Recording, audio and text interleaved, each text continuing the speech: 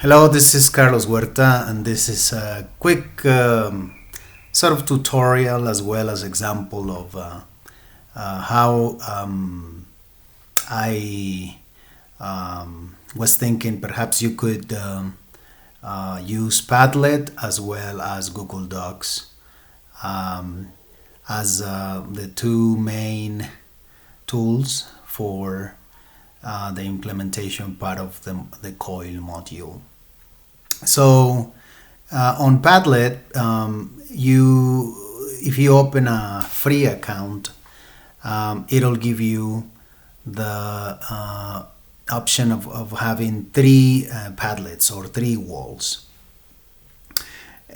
So between the two teachers, if each instructor opens a free account, they would have three of one teacher plus three of the other teacher. They would have in total 6 walls.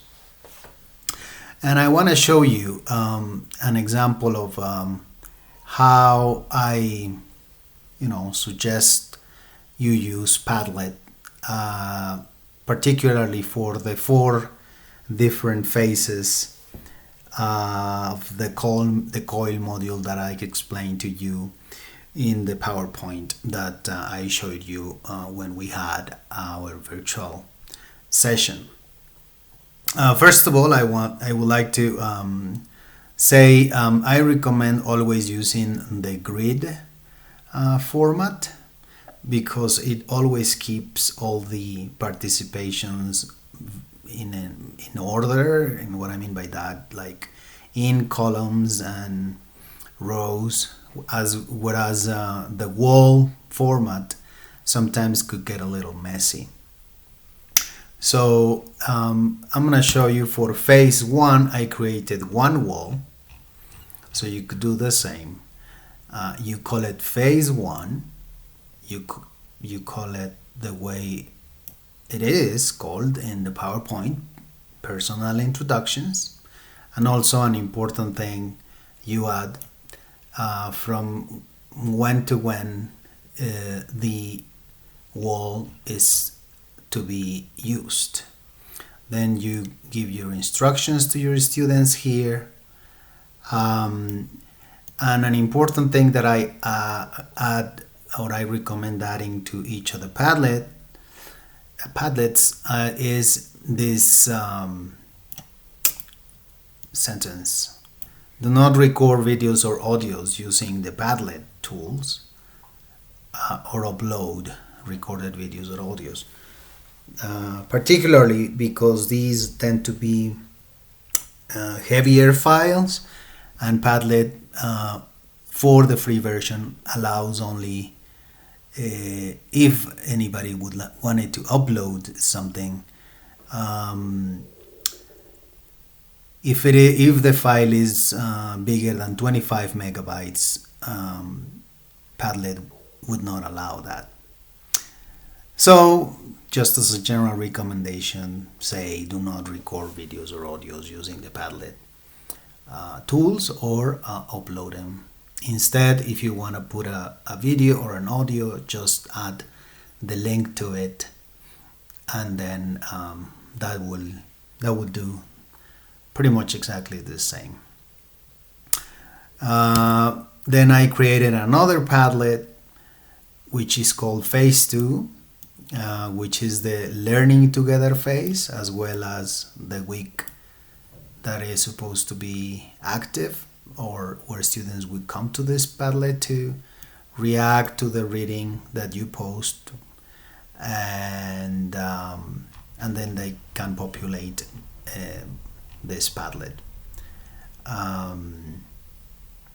It is advised that they comment on their peers posts, as for every comment, for every participation, there is a chance to open the comment section here. And then I created another Padlet called phase 3, producing a shared project. And again, for this, if you're going to give them 2 weeks, this would be the dates. If you're going to give them 3 weeks, these would be the dates. And then Here are the teams with their corresponding projects. So you can see here, team 1, you create these. Team 1, Team 2, Team 3. They could all do the same project, or you can have different projects. And then here you put the team members for each of the for each of the teams, and important, you tell the team that they're gonna use the sections comment, the comment sections, the comment section,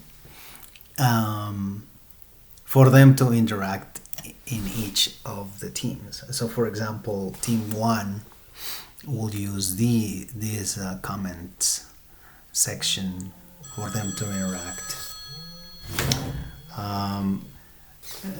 Group team 2, team 3, they will have their own comment sections. Of course, they perhaps will decide they are going to use another means of communication, which is perfectly fine for each team to collaborate on the project. Then I created another Padlet, which is called Phase 4, and for Phase 4 I created actually 2 Padlets. For Phase 4, the students share their projects. So they can upload a PowerPoint, they can upload a link to a video on YouTube. For example, they have previously uploaded the video to YouTube, and then they put the link here. And then students can comment on each team's projects. And then another Padlet for students' reflections, particularly just for students' reflections on the whole module.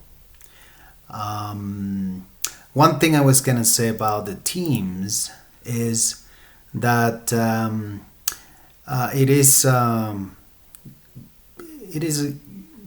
good idea to have at least 2 students from one class, or from each class.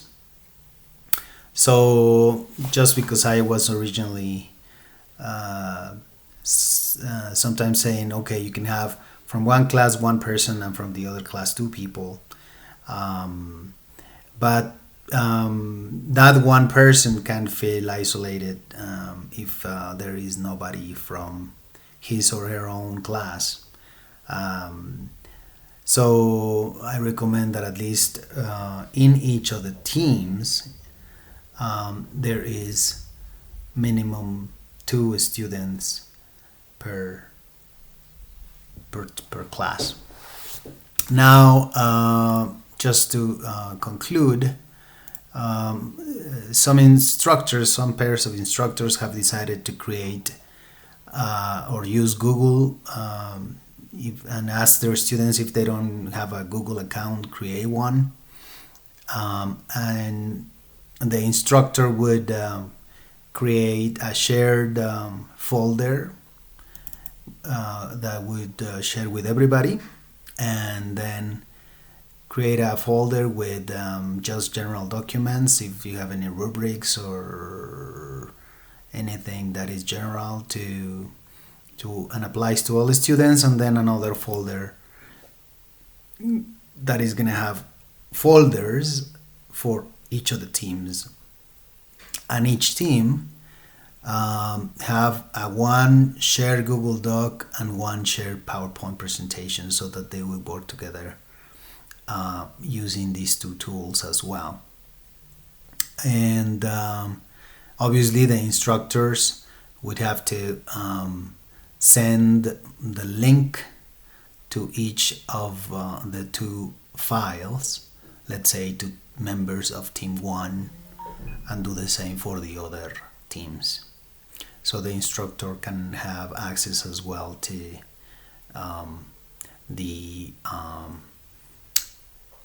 see what their students are working on during the collaborative 2 or 3 weeks. So anyways, these are some ideas. Doesn't mean you have to follow my example. you're free to do what you would like to do. It's just simply something that you might consider doing. It could give you some ideas. And do not hesitate to contact me or invite me to any of your virtual sessions in the planning phase of the COIL module.